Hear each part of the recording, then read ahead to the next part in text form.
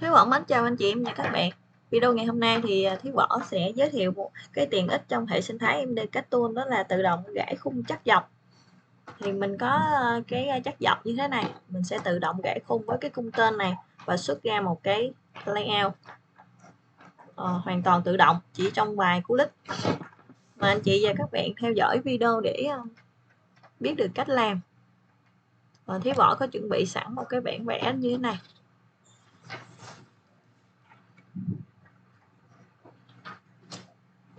Đầu tiên là mình sẽ mở cái tiện ích trong cái phần tiện ích tọa độ gãi khung in đây, rồi dàn khung tuyến.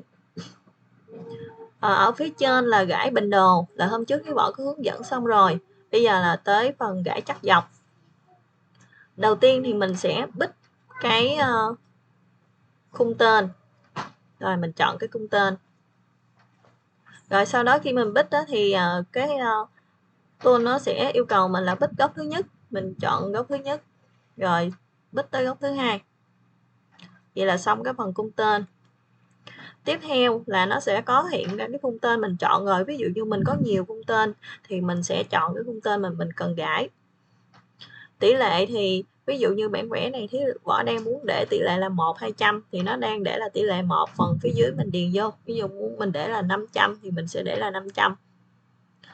Tiếp theo gối là hiện tại ví dụ như hai khung in mình muốn gối là 0.2 m hoặc là 1 m hay là 0.5 m. Ví dụ như Thúy Võ muốn là 0.5 m đi.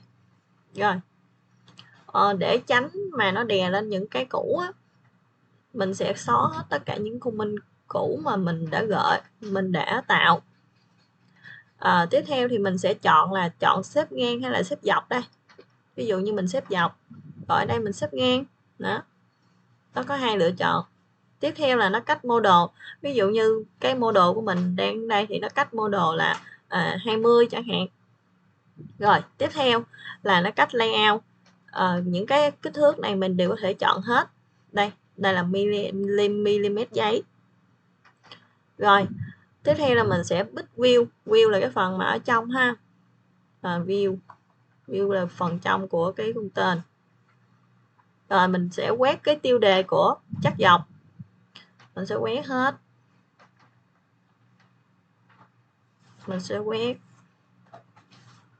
mình chọn hết cái phần này ha, mình quét cho nó dính hết ha các anh chị và các bạn, cái tiêu đề của chắc dọc của mình. Rồi mình enter thì nó sẽ hiển thị ra là mình đã chọn bao nhiêu cái tiêu đề cho chắc dọc. Rồi tiếp theo là mình sẽ bích chắc dọc, mình kéo chắc dọc rồi nó sẽ hiện cái thông báo ra là mình bích chắc dọc đây, thì nó sẽ có 4 khung chắc dọc chẳng hạn. Rồi thì 4 khung này nó sẽ xuất hiện ở đây, mình bắt đầu mình gãi khung, rồi mình sẽ bích chèn kết quả dưới khung. Mình chèn kết quả ở đâu mình chèn xuống dưới đó. Ví dụ như mình chèn ở đây thì nó bị đè,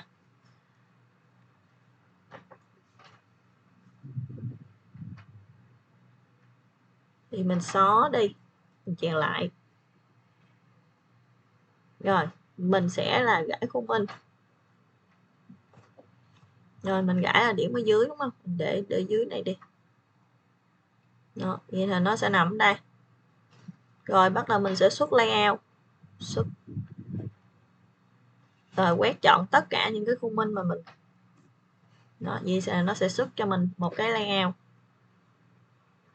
Thì Hiếu Võ làm cái thao tác thì do làm video hướng dẫn cho nên là nó sẽ nhìn nó sẽ giống như nó chậm và nó lâu, nhưng mà khi mình có hàng ngàn cái khung mà mình cần gãi, hoặc là từ cỡ vài chục cái khung trở lên, thì cái đây là một cái tiện ích là sẽ giúp ích cho mình tiết kiệm được rất là nhiều thời gian. Cảm ơn các anh chị và các bạn đã theo dõi video đến đây là kết thúc.